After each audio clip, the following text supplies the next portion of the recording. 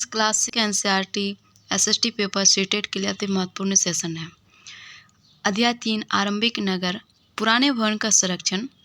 जसपाल और हरप्रीत अपने घर के पास की गली में क्रिकेट खेल रहे थे। उन्होंने देखा कि कुछ लोग उस खंडर घर की तारीफ कर रहे थे जिस गली के बच्चे भूता घर कहा करते थे। एक ने कहा, इसकी वास्तुकला को देखो, क्या आपने कहीं लकड़ी पर इतनी सुंदर नक्काशी देखी है? दूसरी महिला ने कहा, हमें मंत्री जी को पत्र लिखकर कहना चाहिए कि वह इस खूबसूरत घर को सुरक्षित रखने के लिए इसकी मरम्मत कराने की व्यवस्था करें। यह सब सुनकर जसपाल और हरप्रीत सोचने लगे कि इस पुराने खंडर से लोगों का इतना लगाव क्यों हो सकता है। देखिए, हड़प्पा की कहानी है।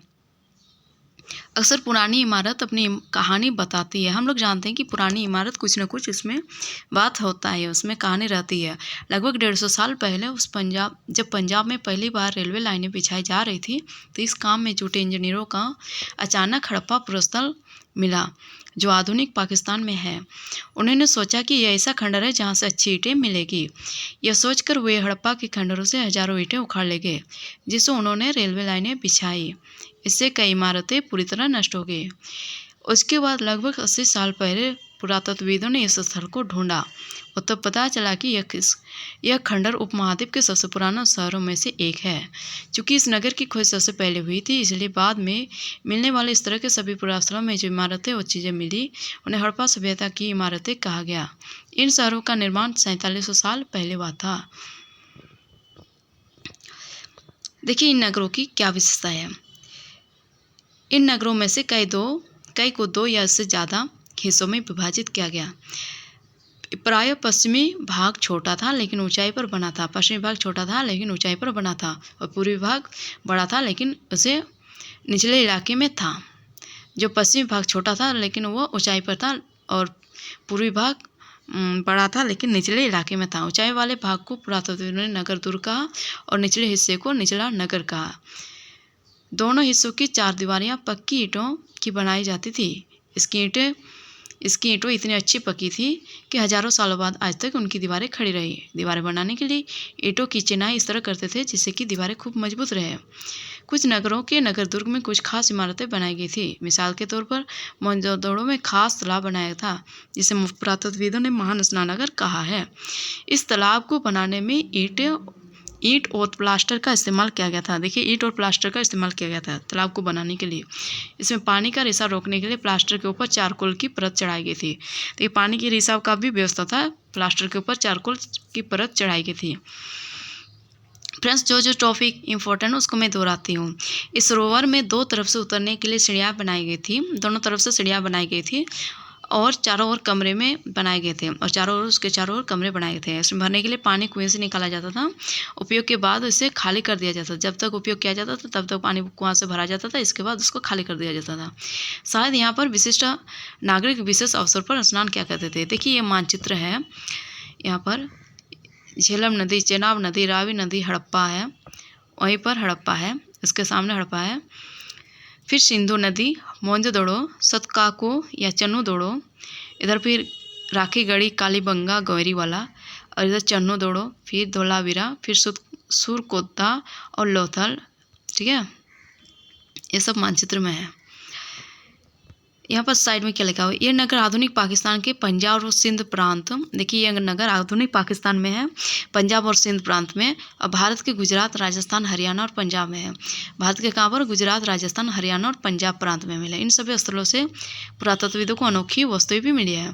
जैसे मिट्टी के लाल बर्तन मिले जिन पर काले रंग के चित्र बने थे, पत्थर के बाट मिले हैं, मुहरे मिले हैं, मनके और तांबे के उपकरण और पत्थर के लंबे ब्लेड आदि भी मिले हैं। देखिए, बाट, मुहर, मनका और तांबा के उपकरण और पत्थर के लंबा ब्लेड जैसा सामान वस्तुएं मिले हैं। देखिए, कालीबंगा और लोथल जैसे अन्य नगरों में अग्निकुंड मिले जहाँ संभवतः यज्ञ किया जाते थे। हड़प्पा, मोहनजोदड़ो और लोथल जैसे कुछ नगरों में बड़े बड़े भंडारगृह भी मिले हैं। देखिए, ये मोहनजोदड़ो का महान स्नानागार है। हड़प्पा के नगरों में ईंटों की चिनाई की गई। देखिए, हड़प्पा के नगर जो है उसका ईंट कितना था, उसको चिनाई किया। देखो किस तरह से चिनाई कर रहा है। भवन, नाले और सड़कें, जो भवन है और नाला है और सड़कें किस तरह के बने थे। इन नगरों के घर आमतौर पर 1 या 2 मंजिले होते थे। घर के आंगन के चारों ओर कमरे बनाए जाते थे। जो आंगन होते थे उसके चारों ओर कमरे बनाए गए थे।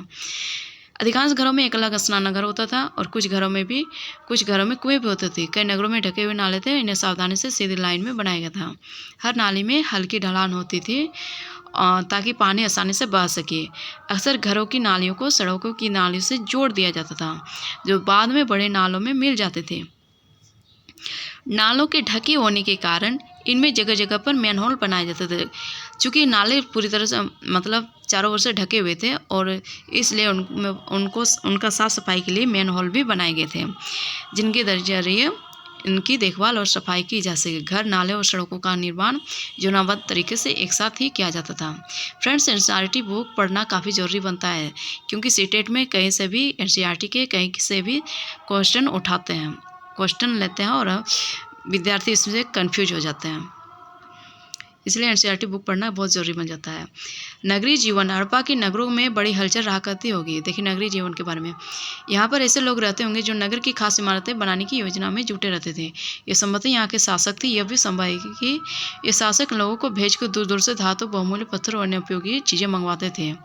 लोग क्या करते थे, शासक लोगों को भेजकर बहुत दूर दूर जगह पर बहुमूल्य पत्थर और धातु भी मंगवाते थे। शायद शासक लोग खूबसूरत मनकों तथा सोने चांदी से बने आभूषणों जैसी कीमती चीज़ों को अपने पास रखते होंगे। इन नगरों में लिपिक भी होते थे। देखिए जो नगर होते थे वहाँ पर लिपिक भी होते थे। लिपि जो मोहरों पर तो लिखते ही थे और शायद अन्य चीज़ों पर भी लिखते होंगे जो बच नहीं पाई है। इसके अलावा नगरों में शिल्पकार स्त्री पुरुष भी करते थे। पुरुष भी रहते थे जो अपने घरों या किसी उद्योग स्थल पर तरह तरह की चीज़ें बनाते होंगे। लोग लंबी यात्राएं भी करते थे और वहाँ से उपयोगी वस्तुएं लाते थे और साथ ही लाते थे।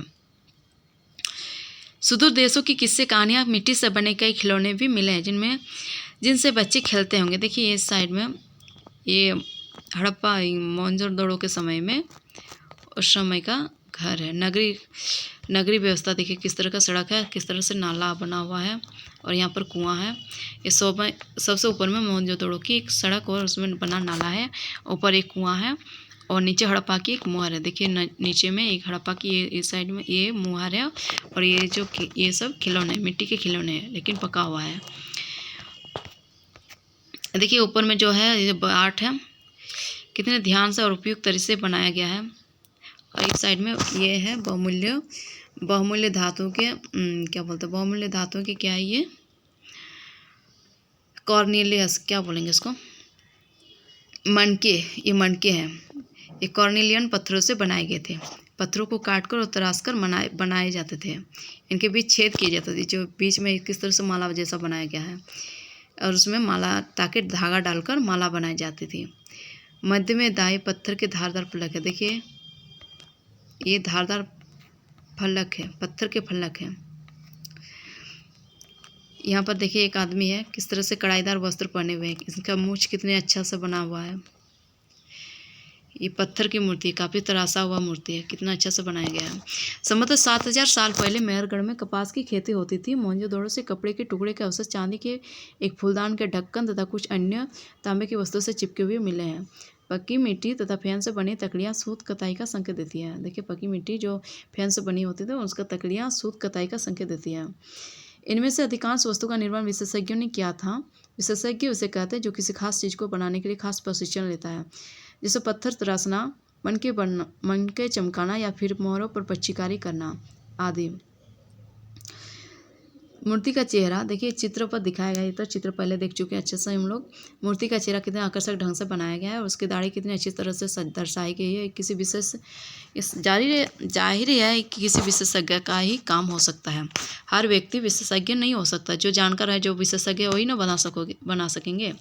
हमें यह पता नहीं कि क्या सिर्फ पुरुष ऐसे कामों में प्रशिक्षण हासिल करते थे या फिर केवल महिलाएं। शायद कुछ महिलाएं और पुरुष दोनों ही इस काम में दक्ष थे। देखिए फैंस क्या है, पत्थर और शंख प्राकृतिक तौर पर पाए जाते हैं, लेकिन फैंस को कृत्रिम रूप से तैयार किया जाता है। बालू या स्फटिक पत्थरों के चूर्ण को गोंद में मिलाकर, जो बालू और स्फटिक होते हैं उनके चूर्ण को गोंद में मिलाकर उससे वस्तुएं बनाए जाते थे। इसके बाद उन वस्तुओं पर एक चिकनी परत चढ़ाई जाती थी। इस चिकनी परत के रंग प्रायः नीला और हल्के समुद्र हरे होते थे। नीला और हल्का क्या होता था, समुद्र हरे होते थे। फैन से क्या क्या बनाए जाते थे, फैन से मनके, चूड़ियाँ, बाले और छोटे बर्तन बनाए जाते थे। कच्चे माल की खोज में, देखिए कच्चे माल की खोज में कच्चा माल उन पदार्थों को कहते हैं जो या तो प्राकृतिक रूप से मिलते हैं या फिर किसान या पशुपालक उनका उत्पादन करते हैं, जैसे लकड़ी या धातुओं के अयस्क प्राकृतिक रूप से उपलब्ध कच्चे माल हैं। इनसे फिर कई तरह की चीज़ें बनाई जाती हैं। मिसाल के तौर पर किसानों द्वारा पैदा किए गए कपास को कच्चा माल कहते हैं, जिसे बाद में कताई बुनाई करके कपड़ा तैयार किया जाता है। हड़प्पा में लोगों को कई चीज़ें वही मिलती थी, लेकिन तांबा, सोना, चांदी और बहुमूल्य पत्थरों जैसे पदार्थों का भी दूर दूर से आयात करते थे। देखिए, ये चीज़ों को किस तरह से एक जगह से दूसरी जगह ले जाने वाला एक चित्र है, खिलौना है। और यहाँ पर ये मुहर है, बीच में मुहर है, फिर नीचे में एक बच्चों का खिलौना है, हल जैसा एक खिलौना है। नगरों में रहने वालों के लिए भोजन। लोग नगरों के अलावा गांव में भी रहते थे, वो अनाज उगाते थे और जानवर पालते थे। किसान और चरवाहे की शहरों में रहने वाले शासकों, लेखकों और दस्तकारों को खाने के सामान देते थे। पौधों के अवशेषों से पता चलता है कि हड़प्पा के लोग गेहूं, जौ, दालें, मटर, धान, तिल और सरसों उगाते थे।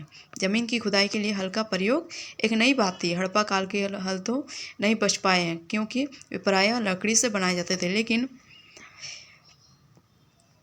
हल के आकार के खिलौने मिले हैं। इस क्षेत्र में बारिश कम होती है, इसलिए सिंचाई के लिए लोगों ने कुछ तरीके अपनाए होंगे। संभवतः पानी का संचय किया जाता होगा और जरूरत पड़ने पर उससे फसलों की सिंचाई की जाती होगी। हड़प्पा के लोग गाय, भैंस, भेड़ और बकरियां पालते थे। बस्तियों के आसपास तालाब और चारागाह होते थे, लेकिन सूखे महीनों में मवेशियों के झुंडों को चारा पानी की तलाश में दूर दूर तक ले जाया जाता था। वे बेर जैसे फलों को इकट्ठा करते थे, मछलियाँ पकड़ते थे और हिरन जैसे जानवर का शिकार भी करते थे। गुजरात में हड़प्पाकालीन नगर का सूक्ष्म निरीक्षण। देखिए, गुजरात में हड़प्पाकालीन जो नगर था उसका सूक्ष्म निरीक्षण किया गया है। कच्छ के इलाके में खदिर बेद के किनारे के धौलावीरा नगर बसा था। वहाँ साफ पानी मिलता था, जमीन उपजाऊ थी। जहाँ हड़प्पा सभ्यता के कई नगर 2 भागों में विभक्त हुई। धौलावीरा नगर को 3 भागों में बांटा गया था। जो हड़प्पा सभ्यता के कई नगर थे वो 2 भागों में विभक्त थे, लेकिन धौलावीरा ऐसा जगह था वहाँ पर 3 भागों में बांटा गया था। इसके हर हिस्से के चारों ओर पत्थर की ऊंची ऊंची दीवारें बनाई गई थी और इसके अंदर जाने के लिए बड़े बड़े प्रवेश द्वार थे। इस नगर में एक खुला मैदान भी था जहाँ सार्वजनिक कार्यक्रम आयोजित किए जाते थे। यह मिले कुछ अवशेषों में हड़प्पा लिपि के बड़े बड़े अक्षरों को पत्थरों में खुदा पाया गया है। इन अभिलेखों को संभवतः लकड़ी में जड़ा गया था। यह एक अनोखा अवशेष है, क्योंकि आमतौर पर हड़प्पा के लोग मुहर जैसी छोटी वस्तुओं पर पाए जाते हैं, क्योंकि ये आमतौर पर हड़प्पा के जो लेख होते थे वो मुहर जैसे, यहाँ पर क्या लिखा हुआ है, हड़प्पा के लेख मुहर जैसे छोटी वस्तुओं पर पाए जाते थे। गुजरात की खंबात की खाड़ी में मिलने वाले साबरमती के एक उपनदी के किनारे बसा लोथल नगर ऐसे स्थान पर बसा था जहाँ पर कीमती पत्थर जैसा कच्चा माल, ये लोथल कहाँ बसे थे? ये गुजरात की खंबात की खाड़ी में मिलने वाले साबरमती की एक उपनदी के किनारे बसा था, जहाँ कीमती पत्थर जैसा कच्चा माल आसानी से मिल जाता था। यह पत्थरों और शंखों और धातुओं से बनाई गई चीज़ों का एक महत्वपूर्ण केंद्र था। इस नगर में एक भंडारगृह भी था। इस भंडारगृह से कई मोहरें और मुद्रांकन या मुहरबंदी, यानी गीली मिट्टी पर दबाने से बनी उनकी छाप, जो गीली मिट्टी होते हैं उनसे जो उनको दबाने पर एक छाप बनती है, ऐसा मुद्रांकन या मुहरबंद मिले थे। लोथल का बंदरगाह, यह लोथल का बंदरगाह है। यह बड़ा तालाब लोथल का बंदरगाह रहा होगा, जहाँ समुद्र के रास्ते आने वाली नावें रुकती थी। संभवतः यहाँ पर माल चढ़ाया उतारा जाता होगा।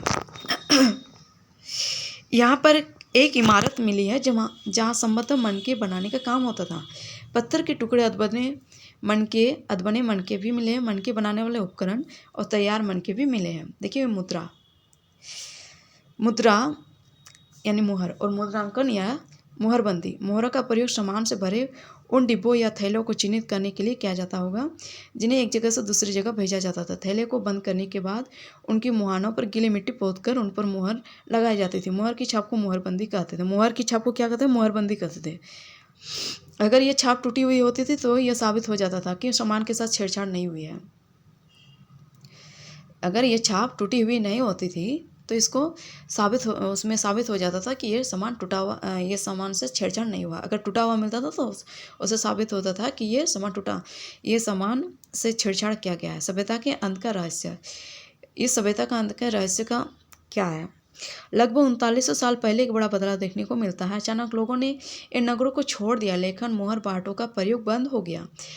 देखिए लगभग कितने साल पहले, 3900 साल पहले दूर दूर से बच्चे माल का आयात काफ़ी कम हो गया और मोहनजोदड़ो में सड़कों पर कचरे के ढेर बनने लगे। जल निकास प्रणाली नष्ट हो गई और सड़कों पर ही झुग्गी नुमा घर बनाए जाने लगे।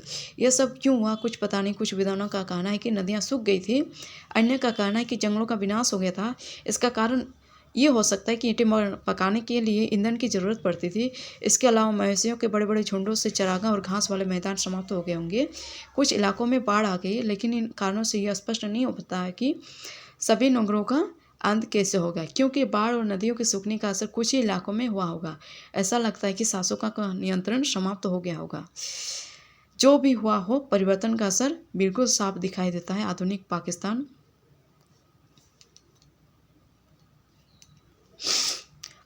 पाकिस्तान के सिंध और पंजाब की बस्तियां उजड़ गई थी। कई लोग पूर्व और दक्षिण के इलाकों में नई और छोटी बस्तियों में जाकर बस गए। इसके लगभग 1400 साल बाद नए नगरों का विकास हुआ। इनके बारे में हम अध्याय 5 और 8 में पढ़ेंगे। फ्रेंड्स, अगर आपका कम समय है और आप पढ़ नहीं पाते हैं तो आप ये वीडियो सुनकर काफ़ी आपको यूज़फुल होने वाला है और आप बिना पढ़े भी आप SST का पेपर अच्छा से कर पाइएगा। Thank you.